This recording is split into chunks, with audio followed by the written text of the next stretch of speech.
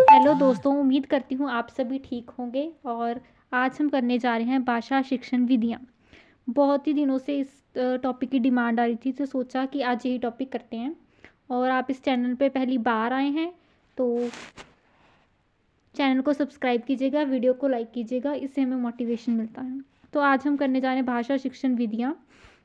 तो चलिए शुरू करते हैं। पहले हम जानेंगे शिक्षण विधियाँ क्या होता है। शिक्षण कार्यों को सुव्यवस्थित तरीके से प्रस्तुत करना ही शिक्षण विधि कहलाता है। देखिए, आप किसी भी शिक्षण कार्य करते हैं उसको आसान बनाना, आसान तरीके से प्रस्तुत करना, मतलब आगे रखना, वो ही शिक्षण विधि होता है। विधि का शास्त्रीय अर्थ अर्थमार्ग कर्म रीति पद्धति शैली होती है। आपको ये डिफिकल्ट लग सकता है, बट आप एक दो बार इसे पढ़ेंगे तो आपको समझ में आ जाएगा और इसे ऐसे ही याद करना है।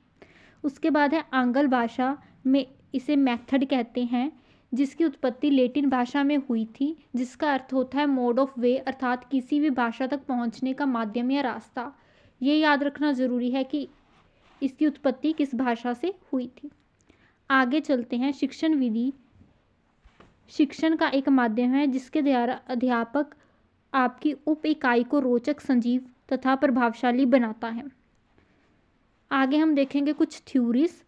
तो बाइनिंग के अनुसार शिक्षण विधि शिक्षण का एक गतिशील कार्य है। उसके बाद जॉन ड्यूवी के अनुसार ऐसी हमें कुछ लगभग 3 दी गई हैं, और भी होती हैं। आपको जॉन ड्यूवी के बारे में पता होगा। उन्होंने कहा था पद्धति वह तरीका है जिसके द्वारा हम पठन सामग्री को व्यवस्थित करने, निष्कर्षों को पर्याप्त करते हैं। देखिए, जो इसकी वर्डिंग है वो थोड़ी आपको डिफ़िकल्ट लग सकती है भी, बट आप धीरे धीरे करेंगे तो आप समझ जाएंगे। ऐसे ही आगे आते हैं शिक्षण विधि के तत्व। ये 7 तरह के होते हैं। इसमें से मोस्ट इम्पोर्टेंट होता है बातचीत और हाव भाव। इसके बारे में हम आगे भी पढ़ेंगे विस्तार से। अभी हम इनके नाम जानते हैं। जैसे बातचीत, चित्र प्रदर्शन, हाव भाव, लेखन, पाठन और निर्देशन। शिक्षण विधियों के गुण व विशेषताएं। अब इनके हम गुण या विशेषताएं जान लेते हैं। ये इतने इंपॉर्टेंट नहीं है, बट आपको पता होना चाहिए। विषय के प्रति रुचि उत्पन्न करना, क्रियाशीलता पर आधारित, मनोवैज्ञानिक सिद्धांतों पर आधारित, व्यक्तित्व के सर्वांगीण विकास में सहायक। शिक्षण विधियों मतभवी होती हैं। शिक्षण विधियों से वैज्ञानिक दृष्टिकोण का विकास होता है।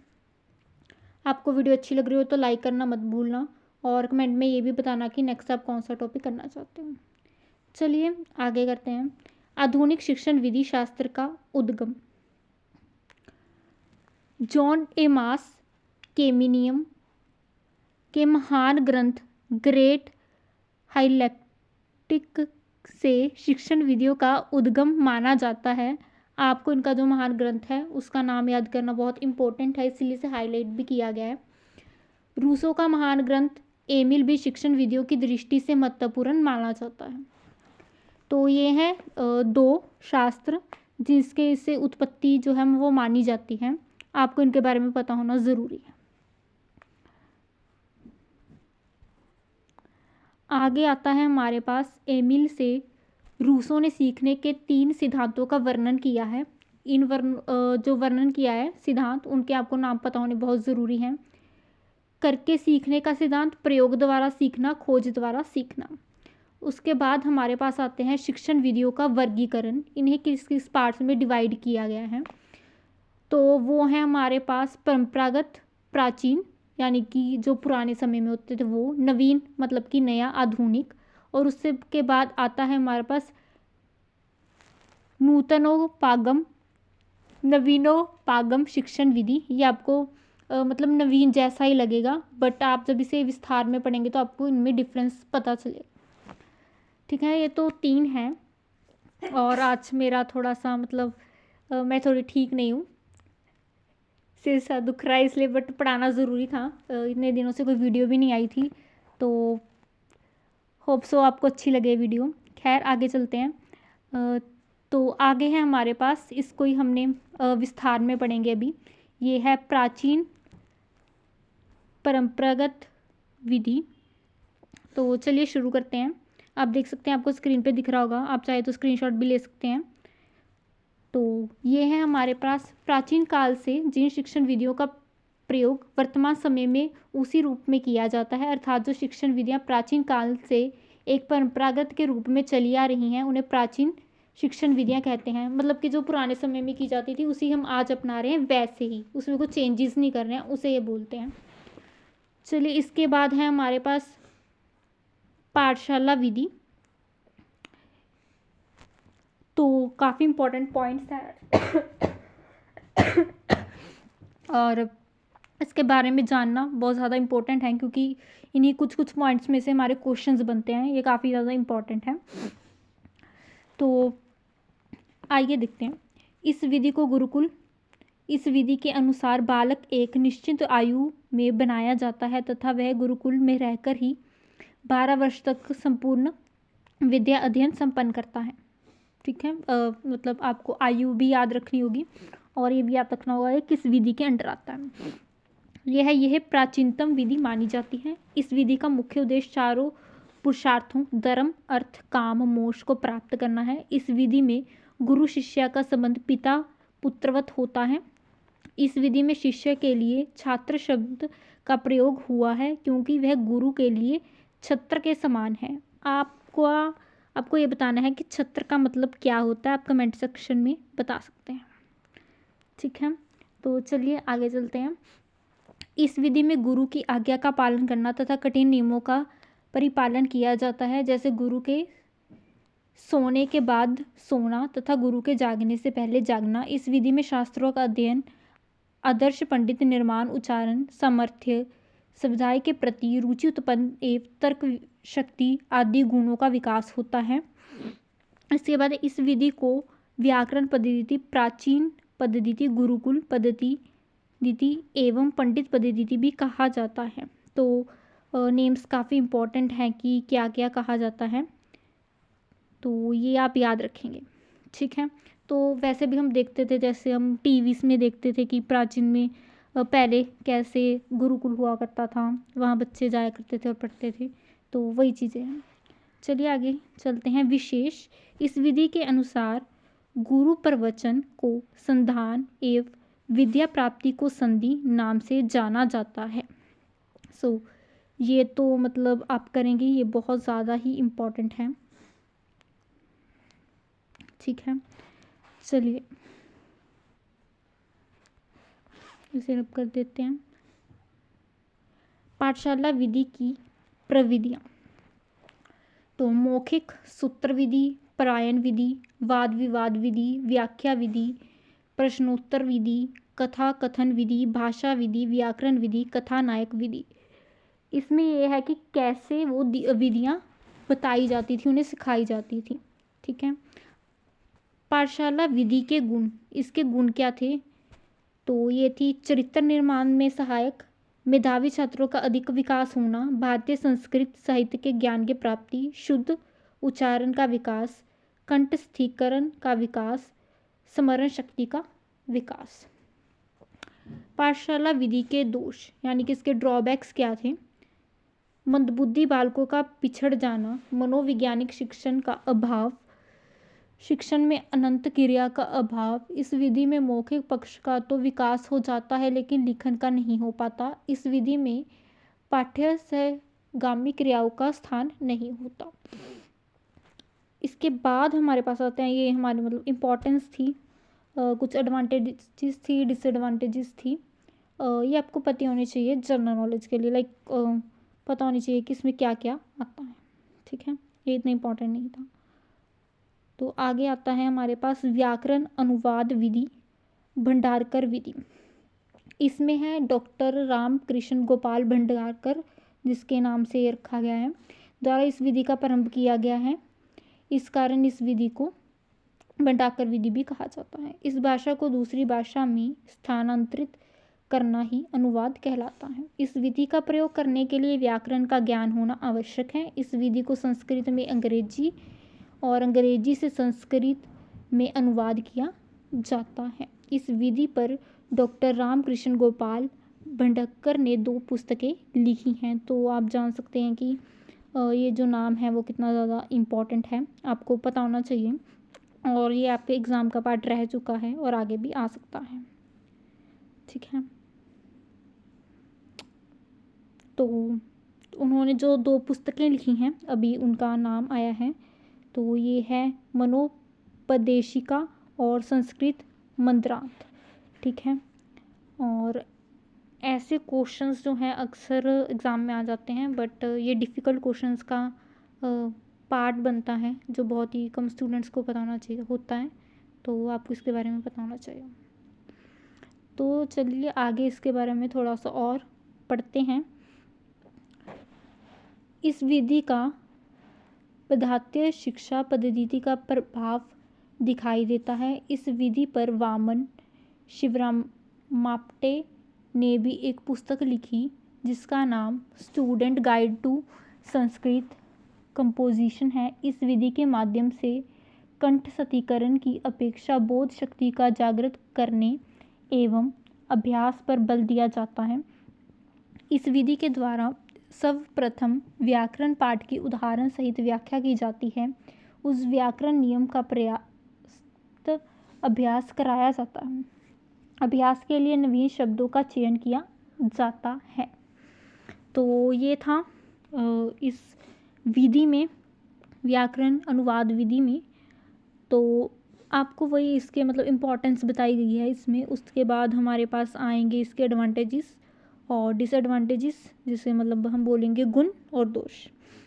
गुण में देखिए क्या आता है, इस विधि प्राथमिक स्तर के लिए अत्यंत उपयोगी है, मतलब जो नए सीख रहे हैं आपको शुरुआत में जो सिखाया जाता है उसके लिए। इस विधि में 2 भाषाओं का व्याकरण का ज्ञान प्राप्त होता है, मतलब जैसे पहले बताया गया था संस्कृत और अंग्रेजी का। इस विधि से अल्प समय से अधिक अभ्यास किया जाता है। इस विधि से छात्रों में शब्दकोश वर्धन होता है। दोष क्या है, विधि नीरस होती है। विधि में साहित्य ज्ञान का अभाव होता है, मतलब कि साहित्य रचना कम की जाती है और ज्ञान भी कम अर्जित होता है। इस विधि में व्याकरण अनुवाद पर अधिक बल दिया जाता है। ठीक है, ये थी हमारी पहली विधि जो थी प्राचीन शिक्षण विधि। उसके बाद हमारी आएगी दूसरी विधि जो है नवीन आधुनिक शिक्षण विधि। नवीन का मतलब नई, आपको पता होगा। और वीडियो अच्छी लग रही हो तो प्लीज़ लाइक करें, मोटिवेशन मिलता है इससे। और कमेंट पर ज़रूर बताएं कैसी लगी वीडियो। अभी वीडियो ख़त्म नहीं है, आगे चलते हैं। सब्सक्राइब करना मत भूलना चैनल को। तो आगे बढ़ते हैं और शेयर कर दीजिए इस वीडियो को जितना हो सके, और जितने लोग देखेंगे हमें मोटिवेशन मिलती है और आगे भी आपको ऐसी वीडियो मिलती रहेगी। तो चलिए देखते हैं नवीन आधुनिक विधि। तो 1835 ईस्वी के पश्चात लॉर्ड मैक्लो द्वारा दी गई शिक्षा पद्धति के बाद भाषा शिक्षण में जिन विधियों का प्रयोग किया गया उन्हें नवीन शिक्षण विधि कहा जाता है। आप समझ गए होंगे कि इसमें क्या कहना चाहते हैं कि 1935 के बाद हमारे लॉर्ड मैकाले द्वारा जो शिक्षा पद्धति दी गई थी उसके बाद जितनी भी विधियाँ दी गई हैं वो इसी के अंडर आती हैं। आपको ईयर याद रखना है, ठीक है, ये काफ़ी इम्पोर्टेंट है जी। चलिए आगे चलते हैं। तो इसमें क्या क्या आता है, इसमें जैसे हमने पाठशाला विधि में पढ़ा था कि क्या क्या होता है, मौखिक, सूत्र विधि, वाद विवाद, कथा कथन, भाषा विधि, वैसे ही यहाँ पर भी कुछ चीज़ें हैं कि क्या क्या सिखाई जाती हैं, कैसे वो सिखाई जाती हैं। ठीक है, और आप ये भी देखेंगे कि आज के टाइम में आप उससे रिलेट कर पाएंगे कि हमने भी ऐसे ही पढ़ा है। ठीक है, तो पहला है पाठ्य पुस्तक विधि, संयुक्त विधि, प्रत्यक्ष विधि, व्युत्पत्ति विधि, अर्थबोध, वाक्य प्रयोग, अनुवाद, प्राय, तुलना, आगमन, निगमन, हर्बट पंचपदी विधि, विलक्षण विधि, संरचना, मूल्यांकन, कक्षा अभिन्न विधि। तो ये हैं और ये 16 हैं। नाम याद करने मुश्किल नहीं है, आप कर सकते हैं, बट काफ़ी टाइम जाएगा उसमें। कहने का मतलब है आपकी 3-4 वर्ड पढ़ेंगे तो जाकर आपको याद होंगी। और इसका जो अंदर वाला मटेरियल है वो ज़्यादा इम्पोर्टेंट है। चलिए उसकी बात कर लेते हैं अभी। तो पहले आता है पाठ्य पुस्तक विधि। पाठ्य पुस्तक विधि के समर्थक डॉक्टर वेस्ट महोदय को माना जाता है। इस विधि का प्रचलन अंग्रेजों के आगमन के साथ हुआ। तो नाम काफ़ी इम्पोर्टेंट हो जाता है, डॉक्टर वेस्ट महोदय। ठीक है, नाम से आपको पता चल रहा होगा कि ये अंग्रेज ही थे। ठीक है, आगे चलते हैं। इसमें कक्षा के सत्रानुसार विषय वस्तु का वर्गीकृत किया जाता है। भाषा शिक्षण की लोकप्रिय विधि पाठ्य पुस्तक विधि को माना जाता है, यानी कि इसमें बुक्स को पढ़ाया जाता है, एक पाठ्य को पढ़ाया जाता है, पाठ को। और जैसे हमारे स्कूल्स में होता है कि हम पाठ पढ़ते थे, इस विधि में कर्मक्षय, वर्णमाला, छोटे शब्दों, वाक्यों और अनुच्छेदों का ज्ञान करवाया जाता है। इस विधि के माध्यम से वाचन कौशल पर अधिक बल दिया जाता है। परीक्षा, अभ्यास, कार्य और शिक्षण का प्रमुख केंद्र पाठ्य पुस्तक को माना जाता है। इस विधि में व्याकरण का ज्ञान प्रसंग आने पर बताया जाता है। तो जैसे हम बुक रीडिंग करते हैं तो बोलने में काफ़ी हम अच्छे होते हैं, हमें न्यू वर्ड्स पता चलते हैं। तो ये सब चीज़ें हैं। उसके बाद हर चीज़ के एडवांटेजेस होते हैं, डिसएडवांटेजेस होते हैं। तो आइए देखिए इसके एडवांटेजेस और डिसएडवांटेजेस क्या हैं। पहले हम एडवांटेजेस की बात कर लेते हैं, यानी कि गुण की। ये विधि नियमबद्ध और उद्देश्यनिष्ठ शिक्षण में सहायक होती है। ये विधि छात्रों के शब्द भंडार में वृद्धि करती है। विधि से छात्रों में अध्यापक की अनुमेय अध्ययन कार्य संभव है। विधि के माध्यम से समय, श्रम, धन की बचत होती है। उसके बाद से डिसएडवांटेजेस यानी कि दोष, क्या कमियां रही हैं इसमें, तो है शिक्षण केवल पुस्तक आधारित रहता है। विधि के माध्यम से व्यक्तिगत विभिन्नता के सिद्धांत की अवहेलना होती है, क्योंकि सभी विद्यार्थी एक ही पाठ्य पुस्तक का अध्ययन करते हैं, मतलब कि डाइवर्सिटी, वैरायटी ऑफ चीज़ें नहीं मिल पाती। और इस विधि के माध्यम से केवल सैद्धांतिक ज्ञान दिया जाता है, व्यवहारिक नहीं।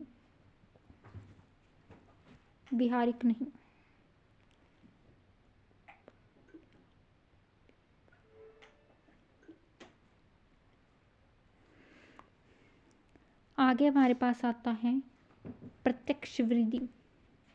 आप देख सकते हैं इसके साइड में जो है नाम लिखा गया है इंग्लिश में भी, डायरेक्ट मेथड। प्रत्यक्ष मतलब कि जो हमें सामने दिख रहा है, आंखों के सामने है, उसमें कोई धाराएं नहीं है, वो प्रत्यक्ष विधि। तो प्रत्यक्ष विधि क्या है? प्रत्यक्ष विधि को निर्वात विधि, सुगम विधि एवं प्राकृतिक विधि के नाम से भी जाना जाता है।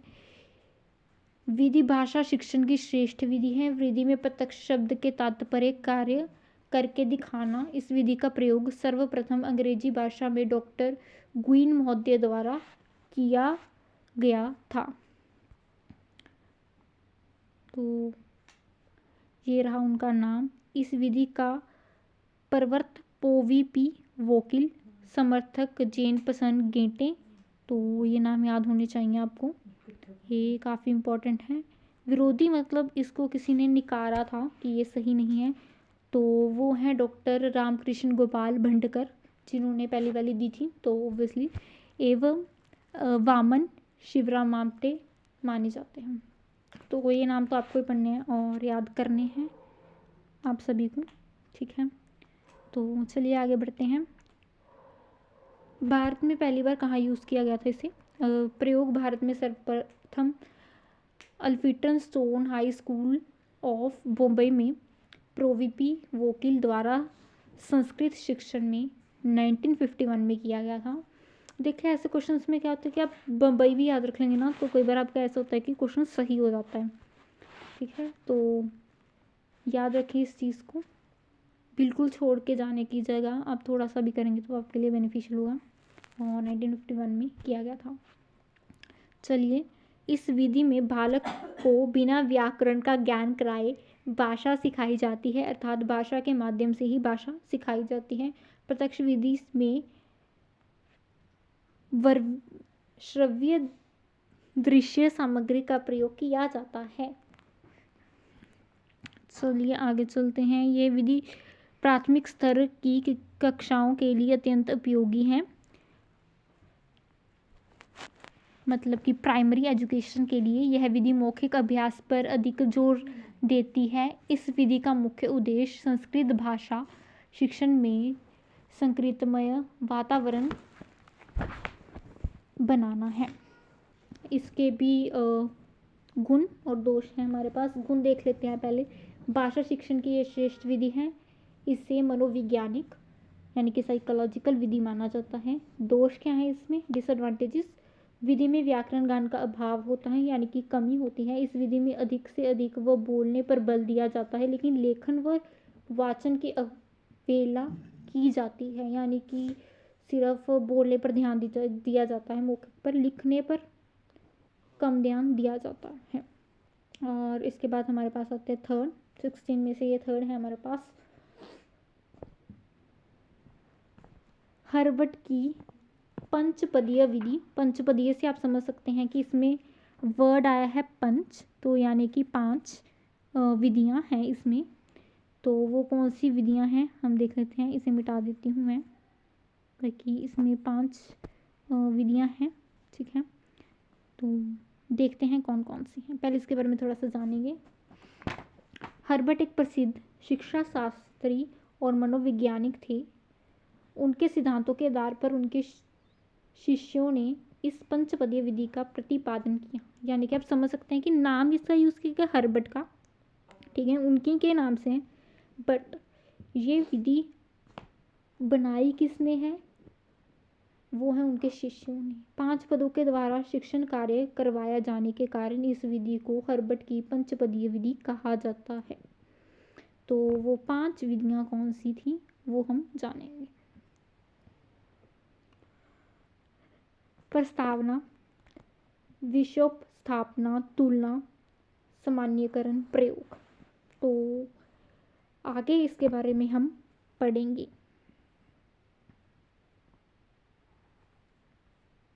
ठीक है। तो देखते हैं। इस विधि के 4 ही पद हैं, सोपान बता ये हैं, देख लेते हैं कौन से हैं। स्पष्टता, तुलना, सामान्यीकरण, प्रयोग। यानी कि हर्बट ने कौन कौन सी बताई थी, हालांकि ये उनके शिष्यों ने दी है तो उन्होंने 5 कर दी। देखते हैं हर्बट के बाद उनके 2 शिष्यों का नाम अभी आया है हमारे पास।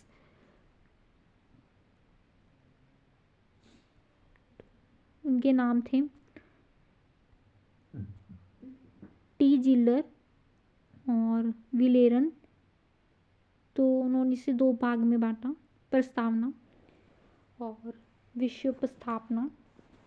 तो पहले हम पढ़ेंगे प्रस्तावना के बारे में। इस विधि में नवीन पाठ को प्रस्तुत करने से पहले शिक्षक द्वारा छात्रों के पूर्व ज्ञान को जानने के लिए प्रश्न चित्र, मानचित्र आदि द्वारा नवीन ज्ञान की ओर ले जाना प्रस्तावना कहलाती है। प्रस्तावना जैसे हम बोलते हैं ना, प्रस्ताव रखा, मतलब कुछ प्रश्न पूछते हैं, उसके बाद कोई भी जो पाठ्य है उसे शुरू करते हैं ताकि बच्चों को इंटरेस्ट आए उसमें। शिक्षक द्वारा 4-5 प्रश्नों के माध्यम से वार्तालापों के द्वारा छात्रों को तैयार किया जाता है और उनके पूर्व ज्ञान को जानकर नवीन ज्ञान की ओर ले जाया जाता है, जिसमें अंतिम प्रश्न समस्यात्मक होता है। ऐसे ही प्रस्तावना कौशल कहा जाता है। लेकिन हमें जैसे स्कूल्स में है, थोड़ा सा पहले बता देते हैं या देखते हैं कि बच्चों किस में इंटरेस्ट है, फिर वैसे ही मतलब उसे ले जाते हैं और करवाते हैं, वो वाली चीज़ें हैं। सिंपल से आप इसे समझ सकते हैं। उसके बाद सेकंड आता है, इसका मुख्य उद्देश्य पाठ को पूर्ण रूप से छात्रों के सामने रखना है। इस ओपन में उद्देश्य कथन के साथ विषय का प्रस्तुतीकरण किया जाता है। इसके साथ ही नवीन पाठ का शिक्षण कार्य प्रारंभ किया जाता है। इस सोपान में आदर्श वाचन, अनुकरण वाचन के बाद विभिन्न विधियों से कठिनाई निवारण, अशुद्धि, संशोधन, प्रश्नोत्तर आदि के माध्यम से किया जाता है। यानी कि उसमें पहले प्रश्न पूछे जाते, इसमें पहले प्रश्न नहीं पूछे जाते, पहले विषयों को पढ़ाते हैं, फिर उसके बाद अलग अलग तरीके से उसे समझाया जाता है। उसके बाद आती है तुलना। तुलना, इसका मुख्य उद्देश्य विषय वस्तु को स्पष्ट करना होता है, मतलब क्या आप बता रहे हैं कि आप क्या पढ़ रहे हैं। उसके बाद है सामान्यीकरण। सामान्य वर्ड से आप जान सकते हैं इसका मतलब मुख्य उद्देश्य विषय वस्तु का सार रूप में प्रस्तुत करना होता है, मतलब कि सिंपल शब्दों में थोड़े पॉइंट्स में, जैसे हम समरी बोलते हैं वैसे। उसके बाद प्रयोग, इसका मुख्य उद्देश्य ज्ञान का स्थायी करना होता है। उसके बाद हम आ रहे हैं इसमें अभ्यास कार्य करने के लिए गृह कार्य दिया जाता है। ये गृह कार्य मौखिक एवं लिखित दोनों प्रकार का हो सकता है, यानी कि होमवर्क हमें जैसे दिए देते हैं ताकि हमें जाने कि हमने क्या पढ़ा, प्रयोग करके देखें उसे घर पे, वो चीज़ें हैं। उसके बाद है विश्लेषण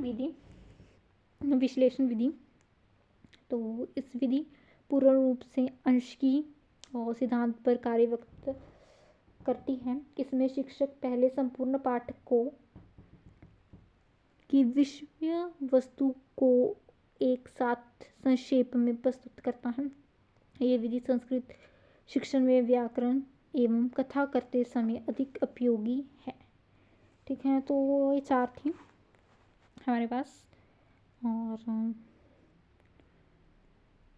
आप देख सकते हैं कि इसके आगे लाभ बताए गए हैं और ये जान लेते हैं एक बार, ये इम्पोर्टेंट नहीं है वैसे। एक साथ संक्षेप में विषय वस्तु प्रस्तुत करने से शिक्षण रुचिकर हो जाता है, छात्र सीखने के लिए अभिप्रेरित होते हैं। ये इतना इम्पोर्टेंट नहीं है, आप खुद भी देख सकते हैं कि इतना आसान है। तो आगे चलते हैं। उसके बाद आता है संयुक्त विधि। विधि के अन्य नाम संयुक्त विधि एवं समाहार विधि है, और यानी कि इसका सेकंड नेम आ गया है। तो ये हम देख लेते हैं। तो आपको पता होना चाहिए, क्योंकि बच्चे कंफ्यूज बहुत हो जाते हैं, सोचते हैं कि हम पढ़ के ही गए थे पर क्या आ गया, बट बाद में पता चलता उन्हें कि सेम ही था। तो आगे करते हैं। इस विधि में वाकिल की नवीन विधि, वामन शिवरामाटे की मनोवैज्ञानिक विधि एवं परिकर की विभूषण संशोधन विधि का मिश्रण होता है। इस कारण इसे संयुक्त विधि कहा जाता है। एग्जाम्पल देखिए आगे, जैसे अध्यापक गद्य की कोई पाठ पढ़ा रहा है और उसके बीच में व्याकरण का कोई बिंदु आ गया, तो अध्यापक वही पर उसे व्याकरण का ज्ञान सिखाएगा। मतलब पढ़ते पढ़ते कुछ ग्रामर आ रहे तो साथ साथ में आपको बताना, वही संयुक्त विधि है। मतलब संयुक्त आप समझ सकते हैं कि पाठ्यक्रम भी चल रहा है, आपका पाठ भी पढ़ाया जा रहा है, बीच में कुछ ग्रामर आ रही है तो आपको वो करके व्याकरण समझाई जा। तो उसके बाद मूल्यांकन विधि है। तो ये हर्बट की पंचपदीय विधियों का विकसित रूप माना जाता है। मतलब उसी अगर आगे एलेब्रेट कर दें तो ये आएगा। ये एक उद्देश्य निष्ठ विधि है जो छात्र के स्थायी ज्ञान को परखती है। यह विधि शिक्षा के प्रत्येक सोपान के अंत में काम में ली जाती है। उसके बाद हम पहले जान लेते हैं कि मूल्यांकन का अर्थ क्या होता है। तो मूल्यांकन का अर्थ भावात्मक रूप से निर्णय लेना है। मतलब कि आप सब कुछ देख रहे हैं फिर इवेल्युएट कर रहे हैं, तो वही है मूल्यांकन करना। मूल्यांकन प्रणाली के शिक्षण सूत्रों का क्रम, किस किस स्टेप में हम किसी चीज़ को इवेल्युएट करते हैं, वो चीज़ें हैं।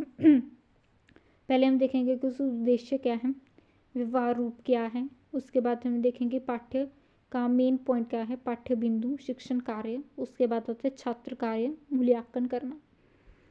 ये मनोवैज्ञानिक विधि है। ठीक है, आगे चलते हैं हम, जो हमने हमारी थर्ड थी, पहले हम 2 कर चुके हैं, उनमें क्या थी, प्राचीन और नवीन। अब आगे है नवीनोपागम विधि। ठीक है, इसके भी आगे जैसे हम पहले वालों के कैसे कैसे कैसे बताया जाता है, सिखाया जाता है। तो सूक्ष्म शिक्षण से, प्रयोजना से, दल से, भाषा से, प्रवेशन से, कंप्यूटर विधि से, समस्या समाधान से, अभिकर्मिक से, उपचारात्मक शिक्षण से इसे बताया जाता है। ये 9 प्रकार के हैं। आइए इन्हें जान लेते हैं। सूक्ष्म आप समझ सकते हैं सूक्ष्म का मतलब क्या होता है, जो कि बहुत छोटा हो, माइक्रो। और ये है माइक्रो टीचिंग हमारी, इसके बारे में जानते हैं। और आपको ये बताना है कि जो सूक्ष्म शिक्षण विधि है ये किसने दी थी, आप कमेंट सेक्शन में से ज़रूर बताएंगे। और चैनल को सब्सक्राइब करना बिल्कुल मत भूलना, हम बहुत मेहनत करते हैं। और लाइक करना बिल्कुल भी मत भूलना, क्योंकि इससे मोटिवेशन मिलता है। और कमेंट में ज़रूर बताना आपको अगला वीडियो किस पर चाहिए। उम्मीद करते हैं आप सबने अभी तक लाइक कर दिया होगा। चलिए, सूक्ष्म शिक्षण का विकास सबसे पहले एलन महोदय द्वारा 1963 में किया गया था, और इनका नाम बहुत ज़्यादा इम्पोर्टेंट है। ठीक है, और बता दिया मैंने। तो शिक्षण अभ्यास की ऐसी व्यवस्था जिसमें किसी निश्चित शिक्षण व्यवहार का ध्यान केंद्रित करने के साथ साथ नियंत्रित परिस्थितियों में शिक्षण का कार्य संपन्न हो पाता है, उसे शिक्षण सूक्ष्म शिक्षण कहा जाता है। इसमें कक्षा का आकार सीमित होता है, सीमा कम होनी चाहिए, समय सीमा भी कम होनी चाहिए, पाठ का आकार कम किया जाता है, शिक्षण कौशल को कम किया जाता है। सूक्ष्म मतलब समझ सकते हैं कि छोटा होता है, कक्षा का मतलब कम बच्चे होते हैं, कम समय पढ़ाया जाता है, कम पढ़ाया जाता है। ठीक है, तो आगे करते हैं, ये किया क्यों जाता है अभी से जान लेते हैं। ठीक है, तो एक अध्यापक प्रशिक्षक की सीखने एवं नए शिक्षण कौशल को नियंत्रित परिस्थितियों में आत्मसात करने योग्य बनाना चाहता है, इसीलिए वो ऐसा करता है। यानी कि टीचर चाहता है कि बच्चे सीखें, नई चीज़ को सीखें और धीरे धीरे सीखें, अच्छी तरह से सीखें, सब पर कंट्रोल रहे, इसीलिए। तो आगे आते हैं समय सीमा क्या होती है जो एनसीईआरटी द्वारा निर्धारित की गई हैं। तो पढ़ाना 6 मिनट, पुनर्शिक्षण 6 मिनट, फीडबैक 6 मिनट, पुनर्फीडबैक 6 मिनट, पुण्य योजना 12 मिनट, कुल समय 36 मिनट। यानी कि हम देखते हैं ना स्कूल्स में भी कि एक लेक्चर है वो 40 मिनट्स का होता है, 45 मिनट्स का, तो वैसे इसे डिवाइड किया गया है एनसीईआरटी के द्वारा कि कैसे कैसे आप इसे पूरा करना। हालांकि फॉलो नहीं किया जाता, आपको ये याद करना बहुत इंपॉर्टेंट है, आप इसे याद करेंगे। ठीक है, स्पेशली इनके नाम बहुत इंपॉर्टेंट है कि कौन कौन सी चीज़ें होती हैं। ठीक है,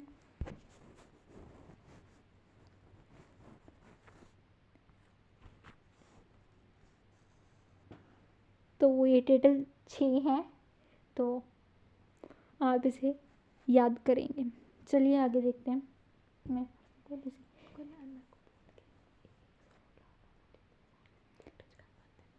तो ये आपको याद होना चाहिए, ये हर सब्जेक्ट में काम आता है, ये पूरे का पूरा जो कि आपको 3 की 3 विधियाँ करवाई गई हैं, तो इसे अच्छी तरह से याद करें।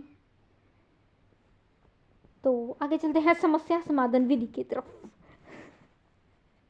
तो ये क्या है, थॉमस एवं रिस्क। इसमें सर्वप्रथम विद्यार्थियों को समस्त चुनौतीपूर्ण समस्याओं से पैदा की जाती है ताकि विद्यार्थी समस्या के समाधान हेतु विभिन्न प्रयास करते हुए शिक्षक के निर्देशन में समस्या का समाधान कर सके। यह विधि उच्च शिक्षण हेतु उपयोगी है।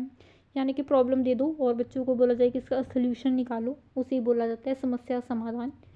जो विधि है अपने नाम से मतलब बता रही है कि इसमें क्या है, तो ये इजी थी। आगे चलते हैं प्रयोजना विधि पर से समझ सकते हैं जो पहले की जाए योजना। यह विधि का विचार सर्वप्रथम जॉन डीवी के मस्तिष्क में आया। यह विधि के प्रवक्ता जॉन डीवी के शिष्य किलपेट्रिक को माना जाता है। आप देख सकते होंगे यहाँ पे अगेन एंड अगेन कुछ शिष्यों के नाम आ रहे हैं, तो उन्हें याद करते हुए चल। तो नेक्स्ट करते हैं, वस्तु व क्रिया में सामंजस्य स्थापित करते हुए सीखने के अवसर दिए जाते हैं। साथ ही में इस विधि के माध्यम से बालक को भयमुक्त वातावरण मिलता है। इस विधि से बालक की अभिव्यक्ति, आत्मविश्वास के साथ साथ अन्वेषण योग्यता, निर्णय लेने की क्षमता, मूल्यांकन क्षमता, सृजनात्मक रचनात्मक कौशल का विकास होता है। यानी कि आपको पता चलता है कि मैंने चीज़ें कैसे करनी है, अच्छे तरीके से करनी है, बार बार आप उसे करके देखते हैं, उसको एनालाइज करते हैं, वो सारी चीज़ें इसमें आती हैं। उसके बाद है दल शिक्षण। दल से आप समझ सकते हैं कि समूह की बात हो रही है। देखिए दल में कुछ लोग बांट दिए जाते हैं, फिर जैसे आप ग्रुप डिस्कशंस करते हैं, कोई प्रोजेक्ट बनाते हैं साथ में, वो चीज़ें इसमें। तो इसके अन्य नाम समूह शिक्षण, साकेरता शिक्षण, टोली शिक्षण, दल अर्थ समूह है। किसी कक्षा में विशेषज्ञ शिक्षक समूह द्वारा अध्यापन कार्य किया जाता है, उसे दल शिक्षण कहा जाता है। इसके 3 सोपान होते हैं, योजना बनाना, व्यवस्थित करना, मूल्यांकन करना। यानी कि इसमें कौन कौन से स्टेप्स आते हैं कि आप उसे करेंगे, तो वही चीज़ें हैं। ठीक है, तो ठीक है आगे चलते हैं। अगले इसके बाद आता है प्रवेशन अध्ययन। इसमें देखिए, इस विधि में विद्यार्थी अपने आवंटित कार्यों को शिक्षण की देखरेख में स्वतंत्र रूप से करता है। इस विधि के अनुसार छात्रों का अध्ययन संबंधी कुछ कार्य बता दिए जाते हैं और वे अपने अपने स्थान पर बैठे बैठे बताए हुए कार्यों को करते रहते हैं और शिक्षक वही उसके कार्यों को निरीक्षण करता है। इस स्वाध्याय प्रणाली में छात्र और शिक्षण द्वारा क्रियाशील रहते हैं। अंत्य यह मनोवैज्ञानिक प्रणाली है। इस प्रणाली में छात्रों का व्यक्तिगत कार्यों प्रयासों को अधिक महत्व दिया जाता है। इस प्रणाली के माध्यम से छात्रों में संवाद का विकास होता है। जैसे आप लैब्स में जाते हैं, केमिस्ट्री लैब में, फिजिक्स लैब में, ये वही सारी चीज़ें हैं। उसके बाद आता है कंप्यूटर आधारित। कंप्यूटर का ज़माना है तो कंप्यूटर पर चीज़ें, विधियाँ, शिक्षण, पढ़ाई, टीचिंग आपको करवाई जाती है। कंप्यूटर आधारित शिक्षण विधि कंप्यूटर सूचना एवं प्रौद्योगिकी के क्षेत्र में सीखने की एक विधि है। कंप्यूटर का इस्तेमाल करके विषय वस्तु को छात्रों तक पहुंचाया जाता है। उसके बाद आती है अभिकर्मित विधि। इसे देख लेते हैं। शिक्षण प्रक्रिया में शिक्षक और छात्रों के मध्य अंत्य क्रिया महत्वपूर्ण होती है। इसी सिद्धांत पर अभिवर्तिक कार्य किया जाता है। और ये जिसने दी थी डेफिनेशन, उसके बारे में लिखा गया है। स्मिथ व मूरे के शब्दों में, यानी कि उन्होंने क्या कहा था, एग्जैक्ट वर्ड्स हैं, डेफिनेशन है, तो आप इसे देख लेंगे। उसके बाद इसके निम्नलिखित दो भेद हैं जो इम्पोर्टेंट है, वो करवा रही हूँ। रेखीय और दूसरा है शाखीय। एक रेखा में होना और डिफरेंट शाखा होना, मतलब कि हायरार्की में जैसे हम बोलते हैं वो बातें हैं। उसके बाद आता है निदानात्मक। निदान मतलब होता है किसी चीज़ का सल्यूशन निकालना, उपचार करना। ठीक है। शिक्षण छात्रों की शिक्षण प्रक्रिया में आने वाली समस्याओं का पता लगाकर उन्हें दूर करता है। समस्याओं के कारणों का पता लगाना निदान कहलाता है। समस्याओं के कारणों का पता लगाकर समाधान करना, दूर करना उपचार कहलाता है।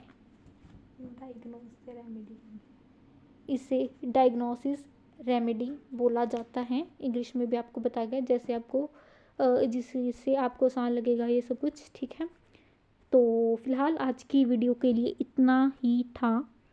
और एक बात मत भूलिएगा, इसे याद करना, और दूसरा लाइक करना इस सेशन को, क्योंकि बहुत मेहनत से बनाई है वीडियो। उम्मीद करते अच्छी लगेंगी। तबीयत भी ठीक नहीं थी, फिर भी वीडियो बनाई है। इसके बाद ये 5 वीडियो और करेंगे नेक्स्ट वीडियो। और नेक्स्ट वीडियो में हम करेंगे भाषा शिक्षण विषय वस्तु के 5 अंग जो हमारे पास होती हैं, विधियाँ, हिंदी भाषा शिक्षण विधियाँ, और करवाएंगे और व्याख्या में कराएंगे। वो भी इससे ज़्यादा इम्पॉर्टेंट है, बहुत ज़्यादा इम्पॉर्टेंट है। तो नेक्स्ट वीडियो में बने रहना। तो आप बने रहना चाहते हैं तो सब्सक्राइब करना मत भूलना इस चैनल को, घंटा बटन दबा देना। तो शेयर करना मत भूला करो यार, कमेंट किया करो कैसी लगी वीडियो, और लाइक करना मत भूलना। Bye bye.